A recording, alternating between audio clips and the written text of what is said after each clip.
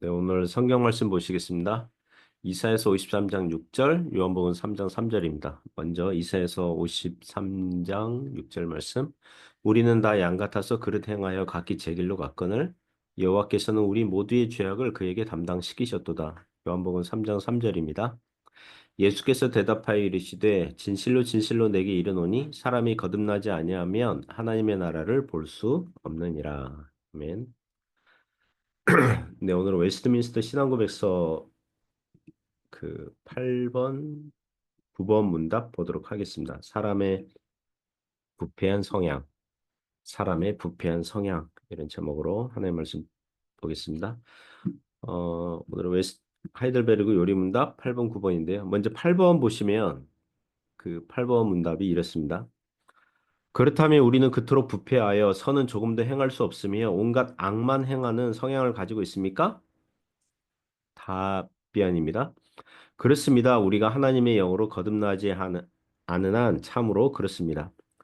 하이델베르그 요리문답의 초반부 특징은 인간의 죄와 비참함을 알라고 합니다. 그래야 예수님의 구원이 얼마나 귀한지 감사할 수 있기 때문입니다.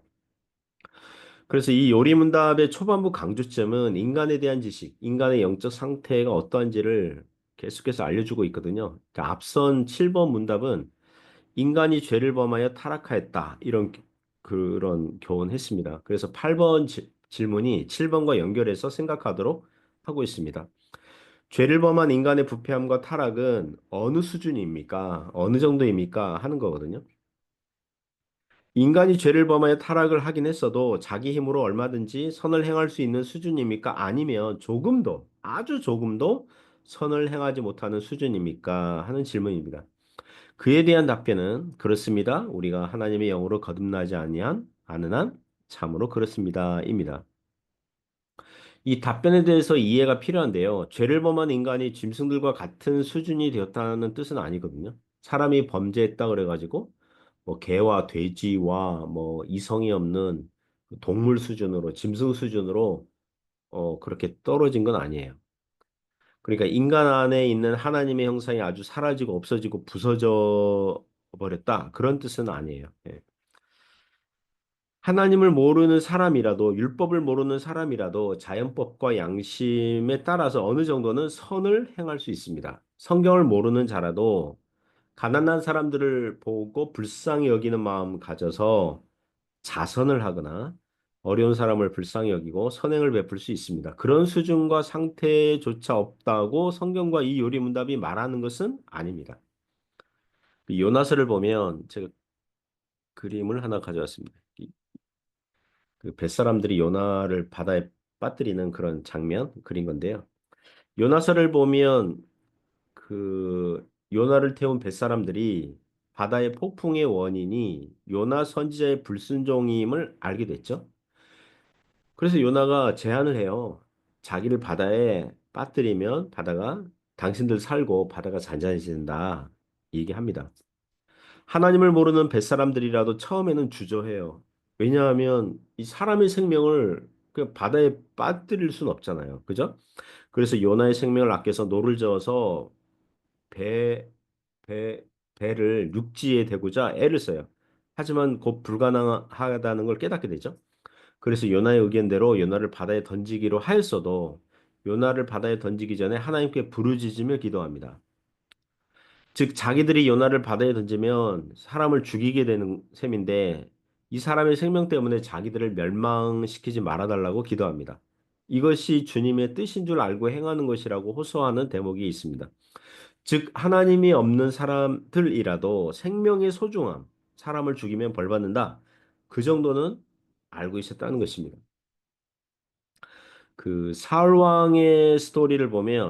사울 왕의 스토리를 보면 어, 그런 장면이 있죠. 예, 사울 왕의 스토리를 보면 그 사무엘상 28장에 나오는 내용입니다. 블레셋과의 전투를 앞두고 그 어떤 하나님의 계시를 받지 못하죠. 그래서 엔돌에 신접한 여인 무당을 찾아갑니다.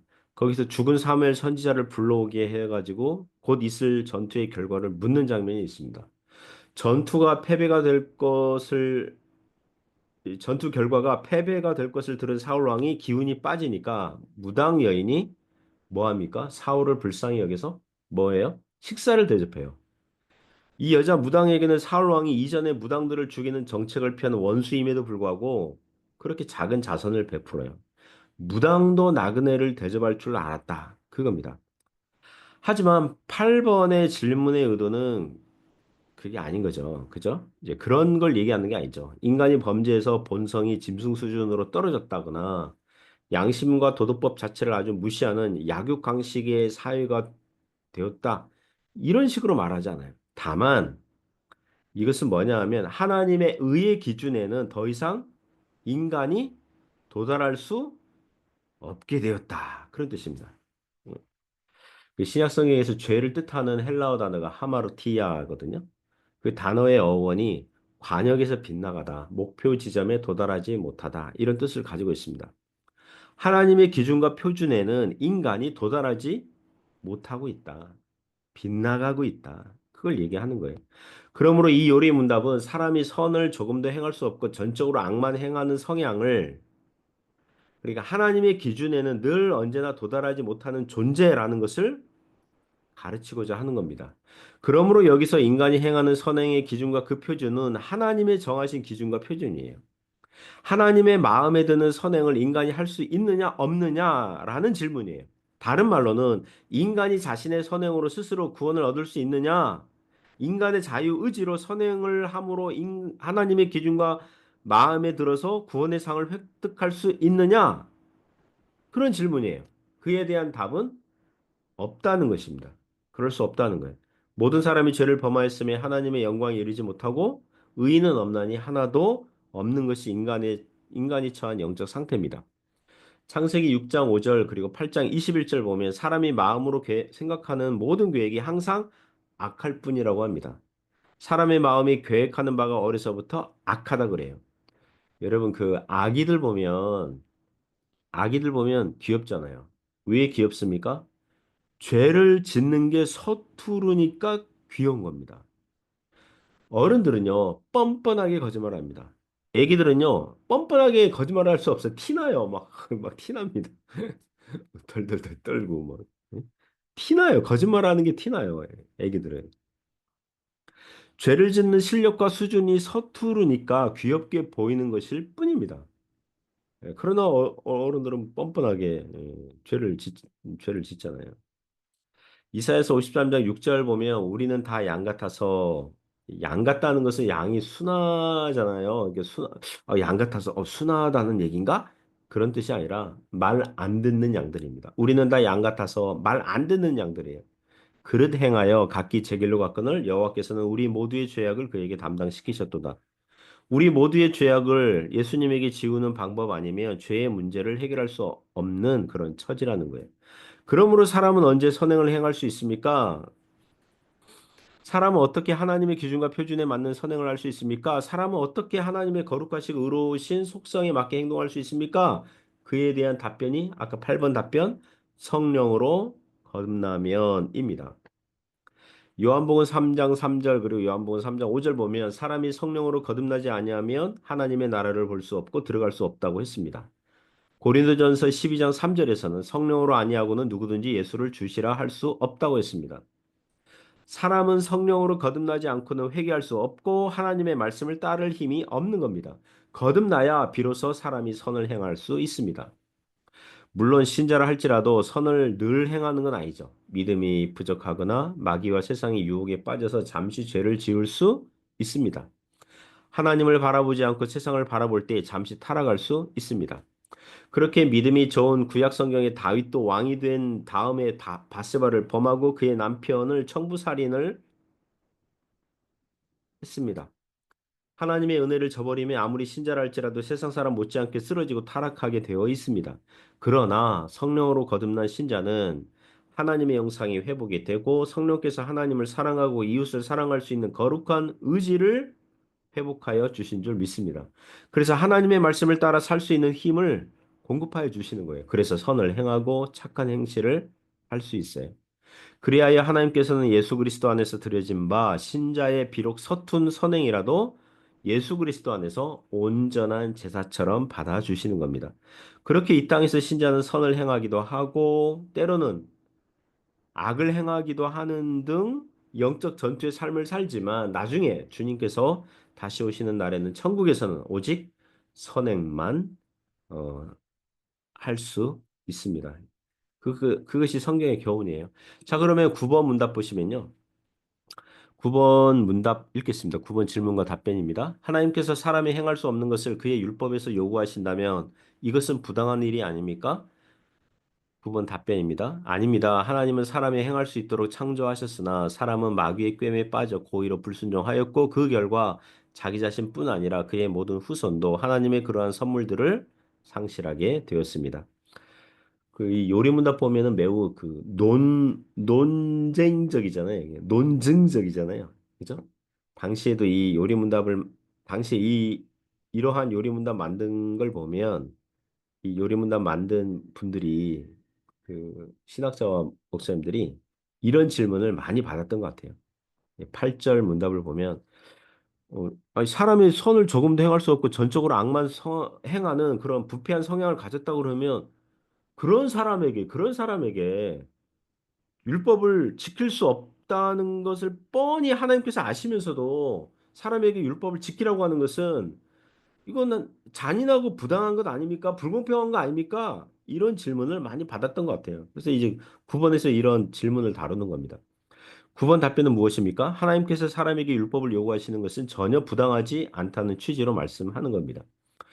저는 이런 예화를 좋아합니다. A라는 사람이 한국은행에서 100억을 대출받아서 사업을 했다고 합시다. 하지만 그 사업이 망했어요. 100억을 갚지 못하게 되었어요. 그렇게 파산한 사람에게 한국은행은 뭐라고 하겠습니까? 아, 당신은 파산을 하였고 열심히 사업을 했지만 파산당했고 수중에 돈이 없으니 참 불쌍하게 되었군요. 그 우리 은행은 당신에게 굉장히 동정감을 가지면서 불쌍히 여겨서 당신이 대출한 돈을 갚지 않아도 됩니다. 라고 하겠습니까? 결코 아니죠. 은행은 어떻게 해서든 갚으라고 합니다. A라는 사람의 이 집에 있는 그 물건들 중에 돈이 될 만한 물건들은 다 빨간 딱지 붙이게 하고 한 푼이라도 받아내려고 모든 법적 수단들을 강구하는 거예요. 그리고 은행에서 그렇게 한다고 해서 은행에서 하는 그 요구를 부당하다, 불공평하다가 하다고 말하는 사람은 없을 거예요. 왜냐하면 그것은 마땅한 권리 행사이기 때문입니다. 이와 같이 하물며 우리 하나님께서 사람을 하나님의 형상으로 만드시고 하나님의 말씀을 지키라고 요구하시는 것은 합당한 것입니다. 하나님에게 있는 마땅한 권리예요. 비록 인간이 죄를 범하여서 하나님의 율법을 지킬 수 없는 영적 처지가 되었다 하여도 여전히 하나님께서는 사람에게 요구하시는 사람답게 살라고 십계명과 같은 도덕적 율법을 요구하시는 것은 전혀 부당한 것이 아니라는 것입니다.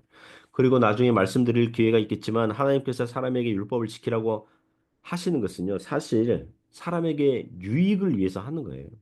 사람이 율법을 지킬 수 없다는 자신의 처지를 깨닫고 정죄 의식, 하나님의 심판에 대한 두려움 갖게 해서 오직 하나님으로부터 오는 구원의 은혜를 사모하게 하는 그런 유익이 있거든요. 오히려 하나님께서 사람이 죄인으로 비참하게 살더라도 전혀 관심 없으시고 전혀 도움의 손길 없으시고 그냥 사형을 행하시고 지옥으로 그냥 다 한 명도 빠짐없이 그냥 지옥으로 다 보내실 수도 있는 거거든요. 아무런 도덕적 요구를 하시지 않는 게 오히려 인간에게 더 나쁜 것이 되는 거예요. 그런 의미에서 하나님께서 지금도 사람에게 십계명과 같은 율법을 지키라고 요구하시는 것입니다. 그 신약 성경 그 복음서에서 포도원의 악한 농부들의 비유가 있거든요. 예수님께서 해주신 이야기입니다. 주인은 포도원을 농부들에게 세를 주고 멀리 떠나요. 그러니까 추수기가 돼요. 주인은 농부들에게 세금 내라고 종들을 보내요. 그러나 농부들이 종들을 쫓아내고 죽여버려요. 그 종들은 하나님께서 예수님 전에 보내신 그런 선지자들을 얘기하는 거죠. 나중에 주인이 상속자 아들을 보내요. 이 아들은 상속자니까 그 종들, 포도원 농부들이 존경하겠지? 이렇게 기대하면서 보내요. 그러나 그 농부들이, 그 상속자니까 그 아들을 죽여버리고 이 포도원을 우리가 다 차지하자. 이런 심보로 이 아들을 죽여버려요. 그래서 그 이야기의 그 결론은 그 주인이 와서 화가 나서 군대를 끌고 와서 농부들을 심판한다. 예, 그런 내용의 이야기입니다. 그 이야기의 교훈은 사람은 자기 자신의 인생이 자기 게 아니에요. 자기 인생의 주인은 자기가 아니라고요. 하나님께서 잠시 맡기신 거예요. 인간은 자신의 인생에 대한 세금을 하나님께 바쳐야 할 날이 온다는 것을 알아야 된다는 거예요. 모든 사람은 하나님께 세금을 내야 할 때가 와요. 우리 인생의 주인은 우리가 아니라 하나님이세요. 그 세금은 무엇입니까? 그분의 아들 예수님을 구세주로 받아들이는 것. 그것이에요. 그거 낸 사람은 구원받는 거죠. 그 못 낸 사람은 중보자 예수 그리스도, 구세주 예수 그리스도, 대속자 예수 그리스도가 없는 사람은 영원한 형벌, 지옥 형벌만 남아 있는 거예요. 그러므로 하나님께서 사람에게 이 사람이 전적으로 부패해서 율법을 조금 더 순종할 수 없는 자들에게 율법을 요구하시는 것은 도리어 구원의 은혜를 주시고자 하시는 손길이에요. 그러한 그 복음의 그 은혜가 어, 있어야 되는 것입니다. 사랑하는 성도 여러분, 오늘 8번, 9번 문답 봤는데요. 어, 그 칼빈이 기독교 강의에서 그러잖아요. 그 사람이 알아야 할 아주 정말 필요한 지식, 정말 이거는 반드시 알아야 되는 지식 두 가지 얘기하죠. 하나님에 대한 지식, 그리고 인간에 대한 지식. 그 인간 자신이 자기 자신이 어떤 사람인 줄 알려면 누구를 먼저 알아야 돼요? 하나님을 알라. 먼저 이제 그렇게 얘기해요. 사랑하는 성도 여러분, 하나님 알면 인간이 어떤 존재인지를 알게 돼요. 성경 말씀 믿어야 사람이 어떤 존재인지를 안다고요. 그래서 예수 그리스도의 구원이 얼마나 귀하고 감사한지를 오직 믿는 신자들만이 알고 고백하는 것입니다. 오늘도 그런 은혜가 있기를. 그래서 하나님께 찬송하며 또 기도하며 주님을 신뢰하며 믿음으로 나아가는 복된 하루가 되시길 바랍니다. 기도하겠습니다. 하나님 아버지, 하나님을 알면 알수록 성경을 알면 알수록 인간이 어떤 존재인지를 알게 되고 우리가 정말 선을 하나도 행할 수 없는 하나님이 정하신 기준과 표준에는 도무지 도달할 수 없는 그런 자들임에도 불구하고 예수 그리스도의 그 은혜로 구원하여 주셨으니 믿는 신자들에게 주신 구원이 얼마나 귀하고 얼마나 감사하고 얼마나 놀랍고 기적 중의 기적인지를 보게 됩니다. 이러한 구원의 은혜를 받았으니 오늘도 하나님께 감사하며 찬양하며 주님 바라보며 믿음으로 살아가도록 역사하여 주옵소서. 예수님 이름으로 기도드립니다. 아멘.